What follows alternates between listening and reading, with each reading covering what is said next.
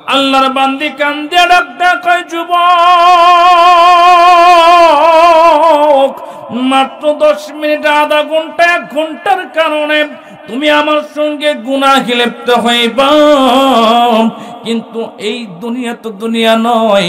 যখন ময়দান মাহশরে আল্লাহর সামনে দাঁড়াইবা, আল্লাহ রাব্বুল আলামিন যদি আজকের ঘটনা যেটা ঘটবে, যেই গুনাহের কাজ হইবে, আল্লাহ তাআলা জিজ্ঞাসা করলে কেমনে উত্তর দিবা, কেমনে তুমি জান্নাতের আশা করবা? এই কথা বলে আল্লাহর বান্দি থর থর করে কাঁপে আর কান্দে। কিফিল ডাক দেখায়, আল্লাহর বান্দি, তুমি যে জাহান্নামের ভয়ে কান্দো, আমি কি আল্লাহর বান্দা না? আমি কি জাহান্নামকে ভয় পাই না?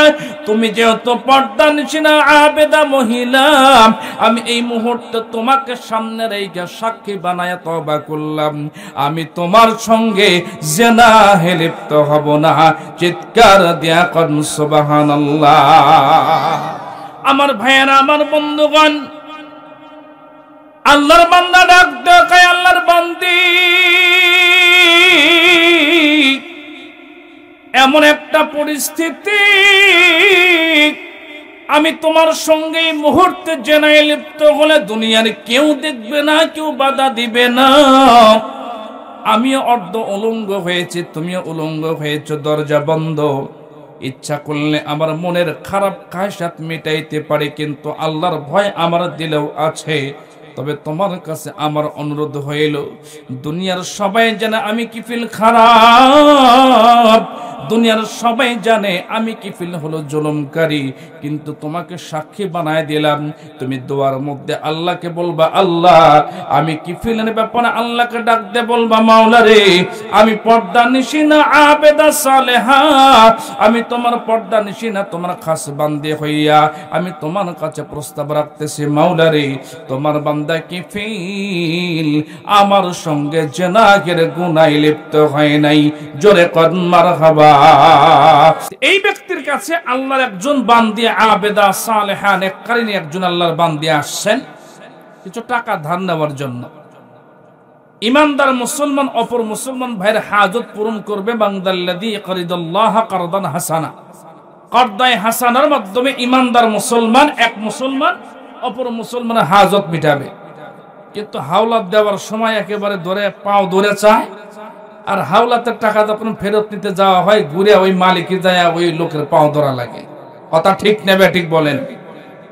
এটা তো কর্দান হাসানার নিয়ম হলো না। এই কিফিলের কাছে আল্লাহর বান্দি এসে বলতেছে যে, ভাই, আমি খুব মুসিবতের মধ্যে আছি, আমার আব্বা আম্মা অসুস্থ, আমি একজন নেককারিনী পর্দানিশিনা আবেদা মহিলা, আপনার কাছে অনুরোধ হইল, মেহেরবানি করে যদি কিছু টাকা আমাকে হাদিয়া দিতেন, তাহলে এই টাকার মাধ্যমে আমি কিছু খাবার ক্রয় করে আমার পিতামাতার মুখে তুলে দিতাম, কেননা আমার পিতামাতা উভয় অসুস্থ, না খাওয়া অবস্থায়। কিফিল বলতেছেন, এই আল্লাহর বান্দি শোনো, তুমি কত টাকা চাচ্ছ? উনি বলতেছেন, হয়তো 3000 টাকা এরকম। কিফিল বলে, 3000 টাকা নিয়ে দিবা কবে? বলে, হয়তো 2 মাস পরে। কিফিল বলে যে, 2 মাস পরে তোমাকে টাকা ফেরত দিতে হবে না, 3000 নয়, তোমাকে আরো 2 বাড়ায় 5000 টাকা দিব। শর্ত হইল টাকা ফেরত দিতে হবে না, আমার সঙ্গে জিনা করতে হবে। জোরে কান নাউযুবিল্লাহ। কিফিলের এই কথা শুনিয়ে আল্লাহর বান্দি বললেন যে, না, এ কাজ আমি করব না, এত বছর এগোচ্ছিতে ঈমান আমার সম্পদকে আমি বিলিয়ে দিব না, না, ঈমান নষ্ট করব না। অনেকক্ষণ পর্যন্ত যখন বারবার করে বলতেছে টাকা নিতে চাইলে আমার সঙ্গে জিনা করতে হবে, কিছু কিছু ব্যক্তি আছে যে এমন একটা মারাত্মক চাপের মধ্যে পড়ে যায় যে পিছনে পিঠে দেওয়ালের সঙ্গে পিঠ লেগে গেছে, সামনেও যেতে পারতেছে না, পিছনেও যেতে পারছে না, জেনে শুনে পাপের সামনে দাঁড়াইতে হয়। ঠিক নেবে, ঠিক বলেন?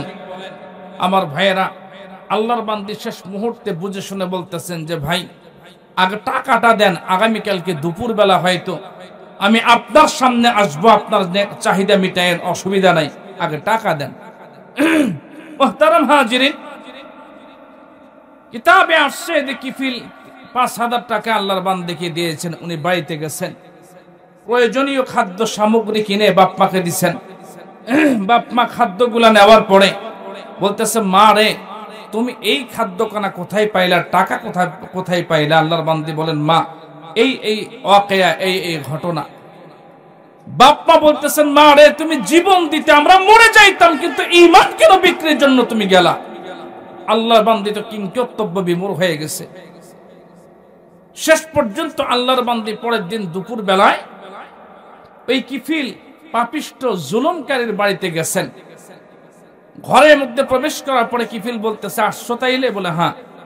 এখন ঠিক আছে, ঘরের দরজা বন্ধ করে দিয়েছে পাপিষ্ট কিফিল। আমার ভাষা আপনারা বুঝতেছেন। কিফিল দরজা আটকাইছে। দেখেন ইমানদারের ইমান কি মজবুত। দরজা আটকানোর পরে ভিতরে কিফিল এবং আল্লাহর বান্দি, ওই পর্দার শিরা মহিলা। কিফিল বলতেছে, আল্লাহর বান্দি তোমার গায়ের যে পোশাক আছে এই পোশাক খুলে তুমি নগ্ন হও। আল্লাহর বান্দি এখন চোখটা লাল হয়ে গেছে, চোখ দিয়ে দর দর করে পানি আসতেছে। আল্লাহ, এতটা বছর পার হয়ে গেছে, নিজের চেহারা পর্যন্ত কাউকে দেখাই নাই, আর আজকে একটু টাকার কারণে বাপ্পার মুখে হাসি ফুটানোর কারণে ঈমানকে বিক্রি করতে এসেছি। তবু আমি তোমার দরবারে দরখাস্ত জানাইতেছি, আল্লাহ আপনি তো হেদায়েতের মালিক, আপনি সব পারেন। আপনি ইচ্ছা করলে ওমরের মতো, যে কিনা রাসূলকে হত্যা করতে গিয়েছিল, তাকে হেদায়েত দিয়া জামানার শ্রেষ্ঠ ব্যক্তি জান্নাতের সার্টিফিকেট দিয়েছিলেন। ও আল্লাহ, আপনি এখনো আছেন। আপনি হুয়াল আউয়াল ওয়াল আখির ওয়াল যাহির ওয়াল বাতিন। আল্লাহ আপনি আছেন, থাকবেন। আপনি ইচ্ছা করলে ওনাকে হেদায়েত দিতে পারেন। এই মর্মে আমি ওনার কাছে আসছি। তো আল্লাহ আপনি ওনাকে হেদায়েত দেন। কিন্তু আল্লাহ কিঞ্চিত পরিমাণ সময় পরীক্ষা নেবেন, তো এই জন্য কিফিলকে এখনো আল্লাহ হেদায়েত দেয় নাই। আল্লাহর বান্দিকে কিফিল বলতেছে, এখন তোমার কাপড়গুলা খুলে ফেলো। কাপড়গুলা যখন খুলতেছেন, কিফিল খারাপ নজরে তাকিয়ে আছেন আল্লাহর বান্দির দিকে। উপরে পোশাকটা যখন খুলছেন, শুধুমাত্র বুকের সঙ্গে একটা কাপড় আর নিতম্বের সঙ্গে নিজের নিচের শরীরের সঙ্গে একটা কাপড়, দুইটা কাপড় পর্যন্ত। এই দুইটা কাপড় পুরো আল্লাহর বান্দি থর থর করে কাঁপতেছে, চোখের পানি বের হচ্ছে। কিফিল বলতেছে, এই তোমাকে জোর জবরদস্ত করে, জোরাজোরি করে তো তোমাকে এখানে আনা হয় নাই। তুমি নিজ ইচ্ছায় বাড়ি থেকে এসেছো, বিনিময়ে টাকাও গ্রহণ করেছো, এরপর তুমি কান্না করো কেন? আল্লাহর বান্দি কয়, কান্না কি করি সাধে? একবার যদি কোন ব্যক্তি জিনা করে তো ৭,৫০০ বছর জাহান্নাম। এই নাউজুবিল্লাহ বল। আমার ভাইয়েরা, আমার বন্ধুগণ, এ মুসলমান ভাইরা আমার,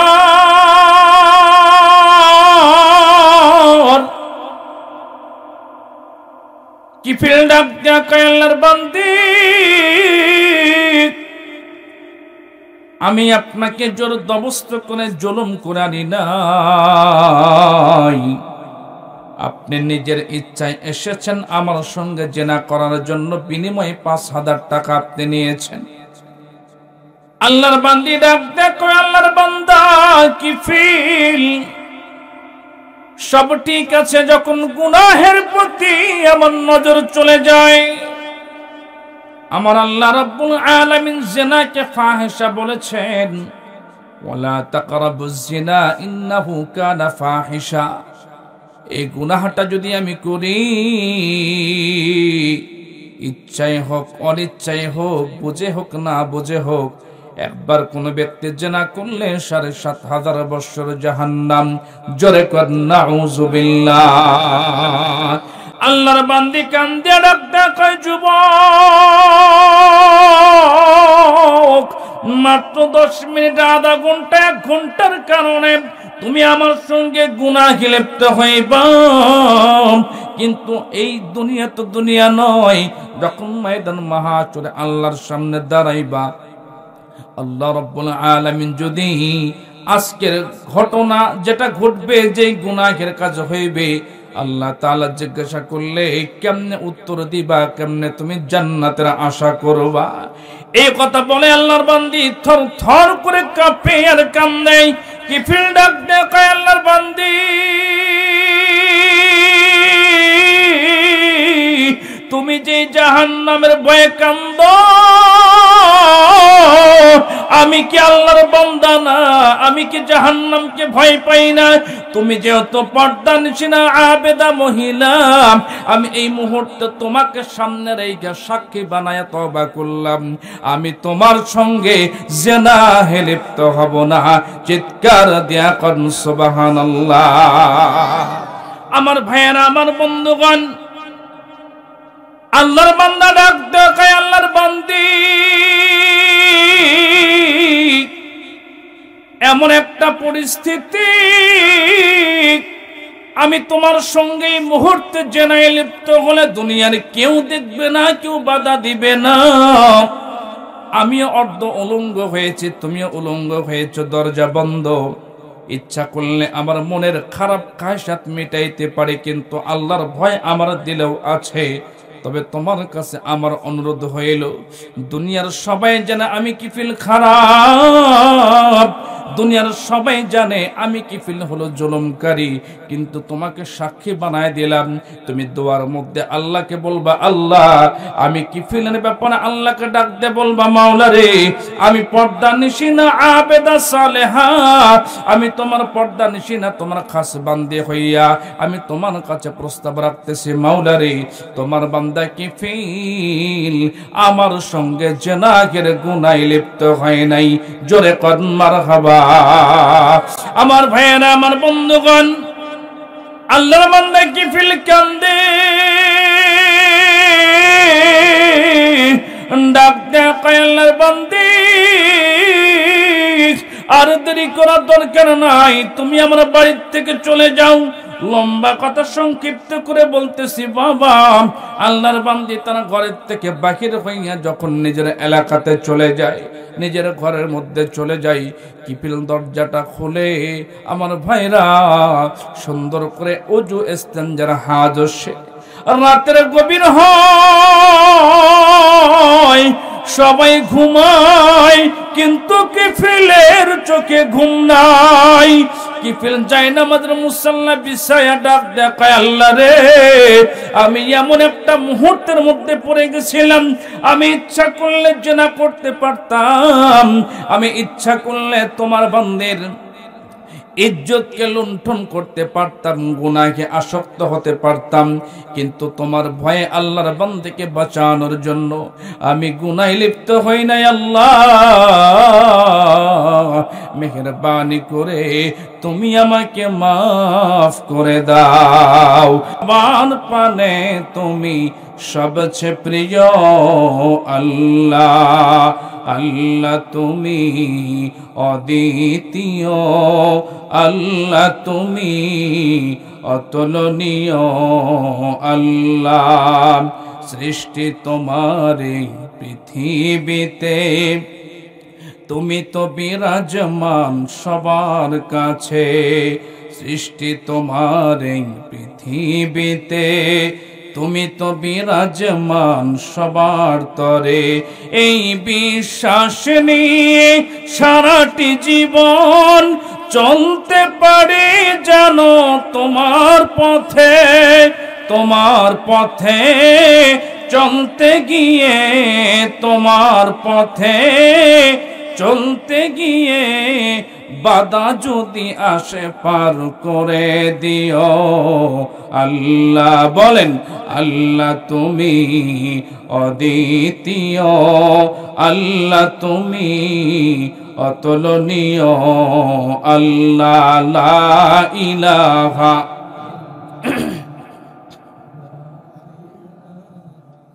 আপনারা ঘুমাইছেন? নারায়ে তাকবীর। আওয়াজ হয় নাই। এখানে কিন্তু মুরব্বীদের চাইতে যুবকের সংখ্যা বেশি, তার মানে আবার দলটাই ভারী, তাই না? আমি তো যুবকদের পক্ষে। হ্যাঁ মুহতারাম হাজিরিন, আল্লাহু আকবার মানে আল্লাহ ছোট না বড়? বান্দা যখন বলে আল্লাহু আকবার, আল্লাহ তুমি বড়, আল্লাহ বলেন আনতা আকবারু মিন্নি, বান্দারে তুই বললি যে আমি বড়, আমি আল্লাহ বললাম তুই বড়। সুবহানাল্লাহ বলেন না?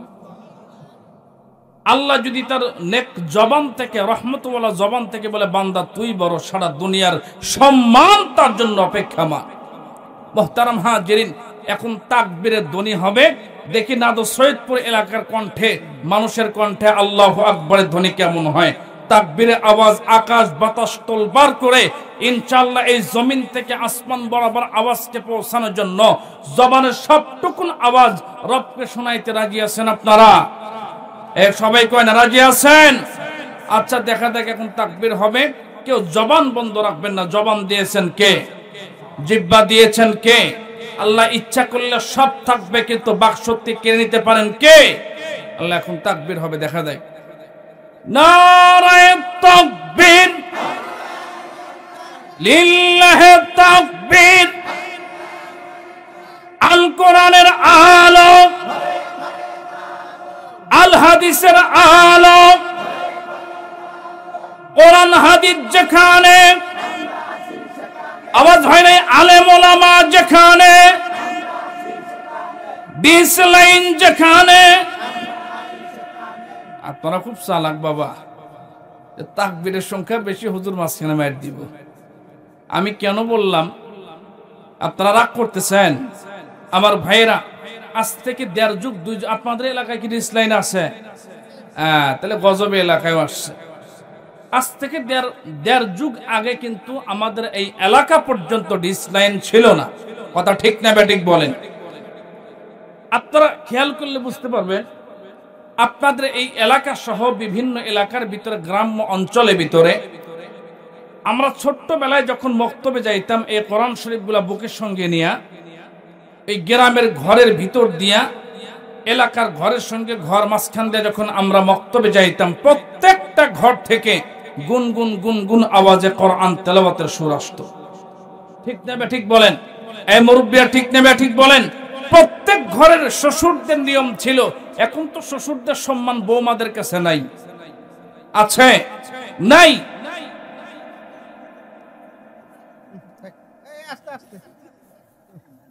অথচ ওই সময় শ্বশুরদের নিয়ম ছিল, বৌমাদেরকে কড়া শাসন তারা করতো, যে বৌমা আর যাই হোক রান্না করবা পড়ে, ঘরের ইত্যাদি ইত্যাদি কার্যকলাপ সব পড়ে, যতক্ষণ কোরআন তেলাওয়াত না করবা, আপাতত সূরা ইয়াসিন না পড়বা ফজর পড়ে, আর কোনো কাজে যাইতে হবে না। ঠিক না ঠিক বলেন? এখন আপনাকে ছেড়ে দেবো না তো সৈয়দপুর গ্রামে আগামীকাল সকালবেলা, কোনো ঘরে কি কোরআন তেলাওয়াত পাইবেন না।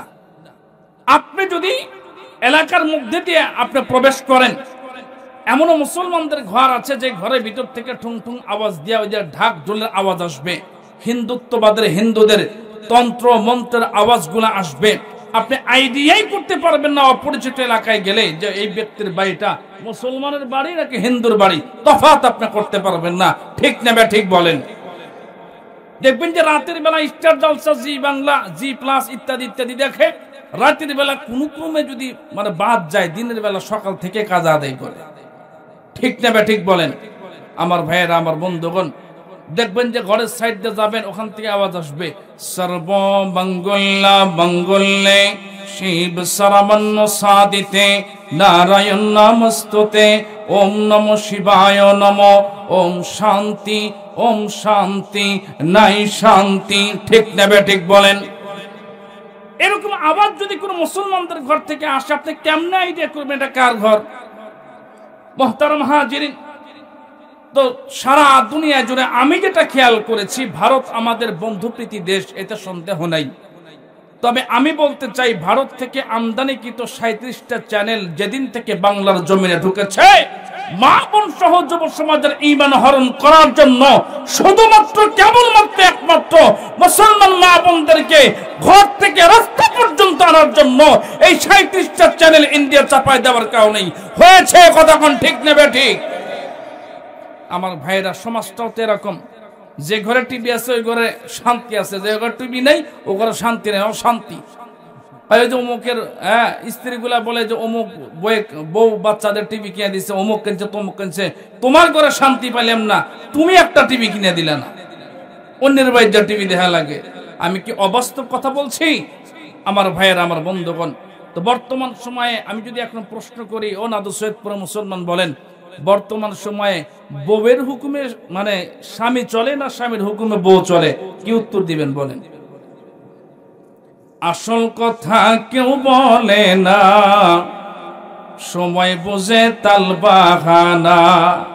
আসল কামে কেউ যাবে না, সুযোগ বুঝে তা না না না। কাউসারি সাহেব বলছে একটা অবাস্তব কথা না। এই সময় আমি জানি অনেকেই বলে নাই, কেন যদি বলে যে বইয়ের হুকুমে স্বামী চলে তার খেতা পাওয়া লাগবে না, কথা কোন ঠিক নেবে ঠিক, এই জন্য বলবে না। আমি জানি অবস্থাটা, এরপর আমি বলতেছি বর্তমান সময়ে স্বামীরা দুর্বল হয়ে গেছে, স্ত্রীরা সবল হয়ে ইচ্ছা মতো স্বামীদেরকে পাপ করাচ্ছে, কতক্ষণ ঠিক নেবে ঠিক। স্বামী যতটুকু আয় রোজগার করে এরপর যদি সন্তুষ্ট হয়ে রবের তরে শুকরিয়া আল্লাহর বান্দিরা করত, এই দেশে মাদক সেবন, এই দেশে উল্টাপাল্টা কার্যকলাপ, রাস্তায় গাড়ি ঠেকায়া চাঁদাবাজি ছিনতাই আমার মনে হয় থাকতো না, ঠিক নেবে ঠিক বলেন। হাইরে বউদের ফ্যাশন, হাইরে ফ্যাশন, মাথার থেকে পা পর্যন্ত বিভিন্ন জিনিস কেনা লাগে। আল্লাহ তুমি হেফাজত করো। তো ওই রকম জাতের এক মগামার্কা স্বামী স্ত্রী কিনে বসে আছে, স্বামী স্ত্রী পাশাপাশি বসে আছে, আপনারা কি যে রাগ করতেছেন? যদি সমসাময়িক যুগ উপযোগী কথা না বলি, আদিম যুগে প্রবীণ কথা বলে কেমন সমাজ পরিবর্তন হবে, কতক্ষণ ঠিক নেবে ঠিক। তো স্বামী স্ত্রী বসে আছে পাশাপাশি, তো স্ত্রী স্বামীকে শোনায় দুঃখ প্রকাশ করে কয়, কিরণ মালার এত জ্বালা যদি আগে বুঝিতাম, তাইলে কি আর ডিশ চ্যানেলে ছবি দেখিতাম। স্বামী আমার গরিব মানুষ, পকেটে নাই টাকা, কেমনে আমায় কিনে দিবে কিরণ মালার জামা। ঠিকঠাক কিছু কইন। এ কথা যখন বলছে, এখন ওই যে আমি বলছে স্বামী তো মগা, স্ত্রী কইছে সুরের সাথে সুর মিলাই, এখন স্ত্রী কয়, সাথী তুমি রাগ করো না, ফলো তোমার আখি, তোমার জন্য আনবো কিনে নতুন জামা পাখি, কি লাভ হবে গো বলো তোমায় দোষী করে, পাখি জামা না পাওয়াতে 7 জন গেল মরে। কয়জন মরছে? 17 জন দিল স্বামী তালাক, হলো অন্যের বধূ। আহারে পাখি জামা না জানি কি মধু, যেই জামাটা লাগবো ভাইরে দিন ধর্মের কাজে, এমন জামা যায় না পাওয়া কোনো নারীর মাঝে। হাইরে নারী পর্দা ছাড়ি ছুটছো কাহার পিছে, মনে রাখো এই দুনিয়াটা একেবারেই মিশে। নামাজ পড়ো রোজা রাখো ধরো আল্লাহর কাম, নইলে মাগো ঠিকানা তোমার হবে জাহান্নাম। কথা কোন ঠিক না বেঠি? আমার ভাইয়েরা, আমার বন্ধুগণ, আপনাদের এত সুন্দর করে বসে থাকা, উম্মতে ওলামায়ে কেরামের জবানের দিকে তাকায় বয়ান শোনা আমার খুব ভালো লাগতেছে। আমার মনে হচ্ছে আজকে দোয়া আল্লাহ অবশ্যই কবুল করবেন। আমার দিল সাক্ষ্য দিচ্ছে, এত রাত পর্যন্ত যারা কোরআনের মহাব্বতে, ওলামায়ে কেরামের মহাব্বতে বসে আছেন, আমি কেন দোয়া করব না? আল্লাহ আজকের মাহফিল কবুল করুন, যেরকম আমিন। আর কিছুক্ষণ কি চলবে? কতক্ষণ চলবে? আর হ্যাঁ, বক্তা মরুক, নারে তাকবীর। আমার ভাইয়েরা, বন্ধুগণ, আমি জানি যুবক ভাইদের এখন ঘুম ধরে গেছে, কারণ যুবক ভাইদের ঘুমানোর টাইম রাত্রি 12:15 বাজে, রাত্রি 12:15 বাজে। এই যে আমার হাতে যে স্মার্টফোন, যুবক ভাইদের হাতে ফোন আসার পরে রাত্রি 12টা-1টা রেখে ঘুম আসে ভাই না। আমি গতকালকে ভয়ানে বলছিলাম যুবক ভাইদেরকে, বেলকুচি এলাকার, যে ও ভাই তোমাদের বউ বেশি দরকার নাকি ফোন দরকার? কয় ওদের বউ পরে ফোন দরকার। স্মার্টফোন যারা ব্যবহার করে কয় হুজুর বউ তো বাপের বাড়ি যায় 1 মাসও থাকে, কিন্তু ফোন ছাড়া 1 রাতে ঘুম ধরে না। কথা ঠিক নেবে ঠিক। এই জন্য একজন কবি বলছে, জামানা মোবাইলে খাইছে, জামানা মোবাইলে খাইছে। কথা ঠিক নেবে ঠিক। মুরব্বীরা ঠিকঠাক কইন, যুবকরা কইব না, এখন তাদের এটা কথা। জামানা মোবাইলে খাইছে, জামানা মোবাইলে খাইছে। অল্প বয়সের পোলা মাইয়ারা প্রেম করেছে, ঠিক নেবে ঠিক বলেন। অল্প বয়সের পোলা মাইয়ারা প্রেম করতেছে, জামানা মোবাইলে খাইছে, জামানা মোবাইলে খাইছে। কথা ঠিক নেবে ঠিক। মোবাইল আসিল কি দোলা লাগিল, ঘুম আসে না যুবকের চোখেতে। রাত 12টার পরে প্রেমিকা যখন ফোন করে, ঘুম আসে না যুবকের চোখেতে। সারা রাত জাগিয়া ফোনে কথা বলিয়া, সারা রাত জাগিয়া ফোনে কথা বলিয়া সকালে যুবক ফজর পড়ে না রে, মোবাইল আসিল কি দোলা লাগিল, ঘুম আসে না যুবকের চোখেতে। আওয়াজ দিয়া কোন কথা ঠিক নেবে ঠিক? লা ইলাহা, এখনো কিন্তু আওয়াজ হচ্ছে না। লা ইলাহা,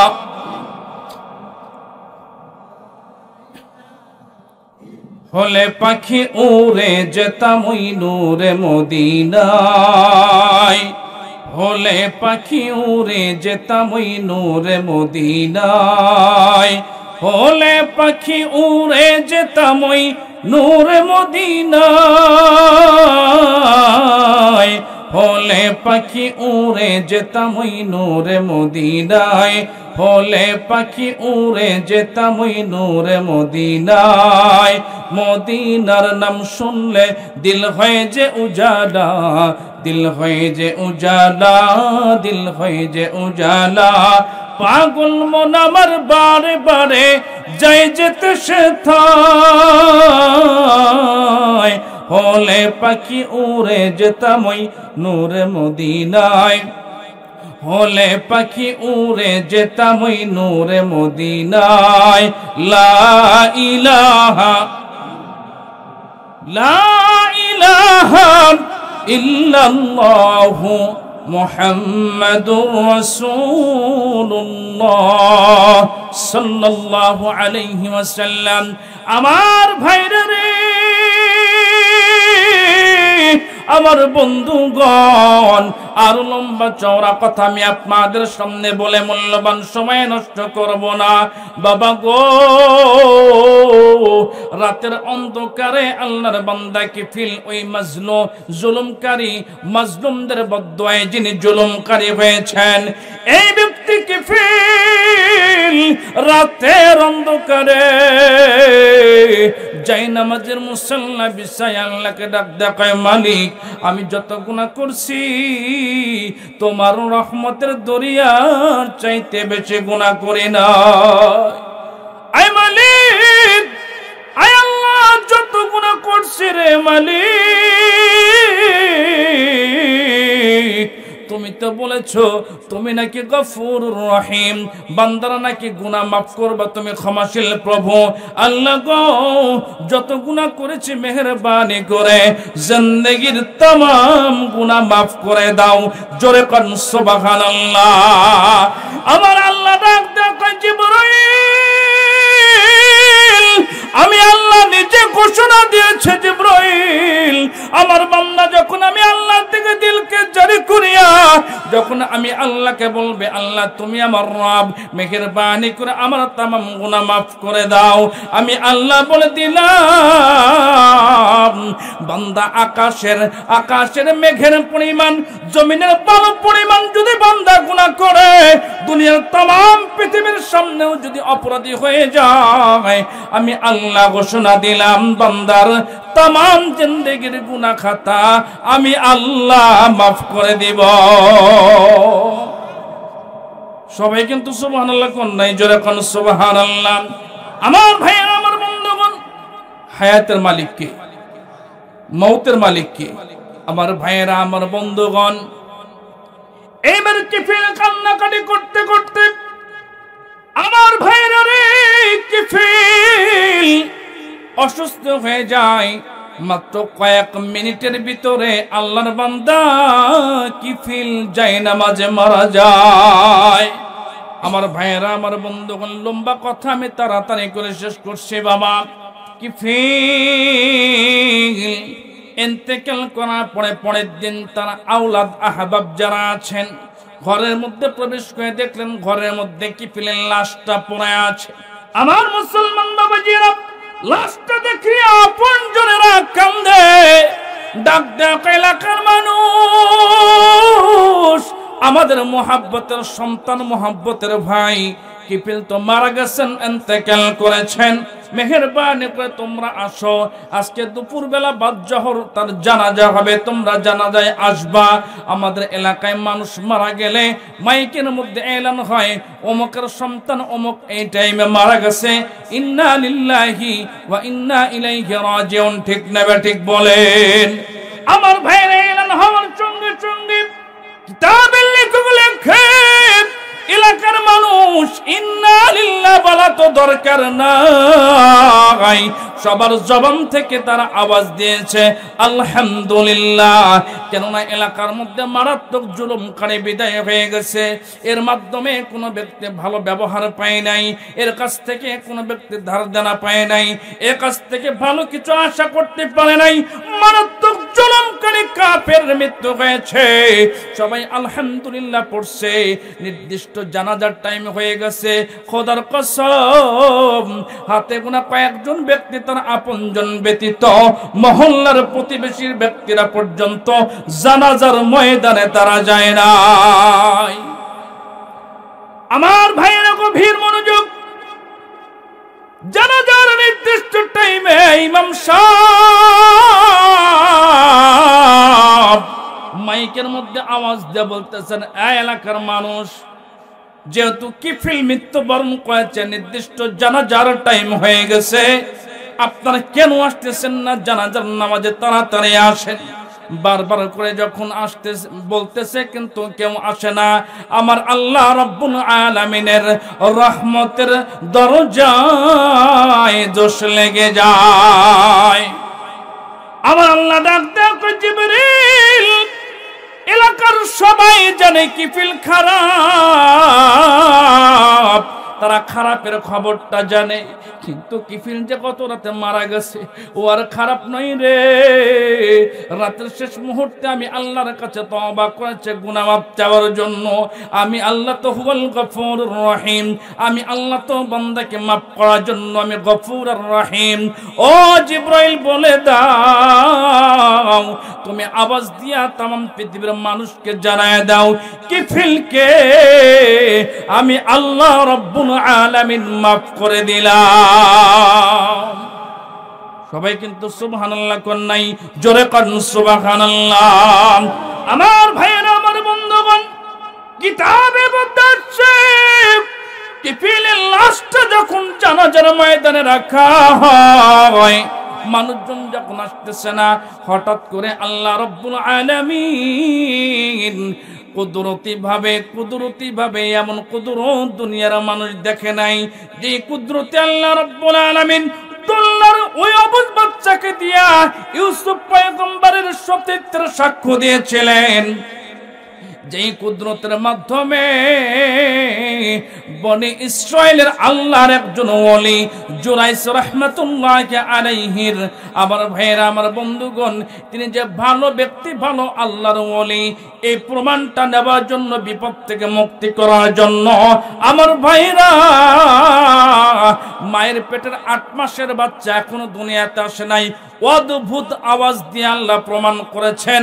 আমার ভাইরা, ওই আল্লাহ রাব্বুল আলামিন আকাশের সঙ্গে ভাসমান ভাবে লিখে দেয়, কদ গফারাল্লাহু কিফিল, আল্লাহু আকবার কোন আওয়াজ দিয়া।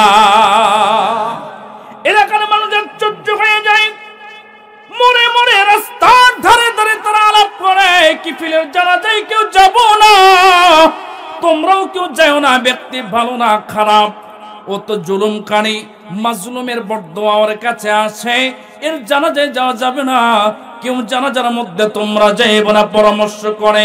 কে যেন ডাক দেয়, এলাকার মানুষ তাকায় দেখো, আসমানের সঙ্গে কি যেন দেখা যায়। আল্লাহু আকবার বলেন। ইমাম সাহেব হুজুর নিজেও তাকায় দেখেন, কদ গফারাল্লাহু কিফিল। ইমাম সাহেব ডাক দেয়, এলাকার মানুষ, নিজের গুনাহ যদি মাপ পাইতে চাও, তাড়াতাড়ি কিফিলের জানাজায় হাজির হও। আল্লাহ কাকে মাফ করেছেন? কিফিলকে। কদ গফারাল্লাহু কিফিল। আমার ভাইয়েরা, আমার বন্ধুগণ, জানাজার ময়দানে হাজার হাজার মানুষ, সবার নজরটা তো সাক্ষ্য দেয়। কষ্ট হচ্ছে আপনাদের? বলবো কিছুক্ষণ, নারায়ে তাকবীর।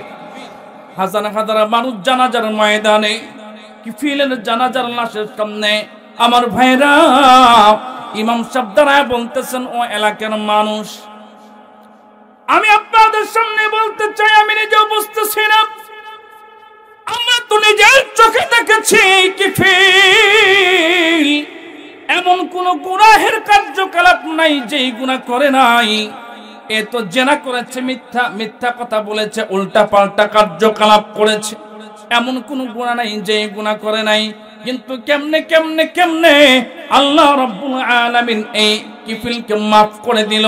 তাও আবার দুনিয়ার ভিতরে ইতিহাস হয়ে যাবে, আসমানের মধ্যে মেঘের সঙ্গে আল্লাহ লিখে দিয়েছেন কদ গফারাল্লাহু কিফিল। আল্লাহু আকবার বলেন। ইমাম সাহেবের কথা শুনিয়া হাজার হাজার মুসল্লিয়ানে কেরাম ডাক দেয়, হুজুর ফজর পরে যখন আপনি এলান করেছিলেন যে জানাজা হবে, ওই কিফিল মারা গেছে, হুজুর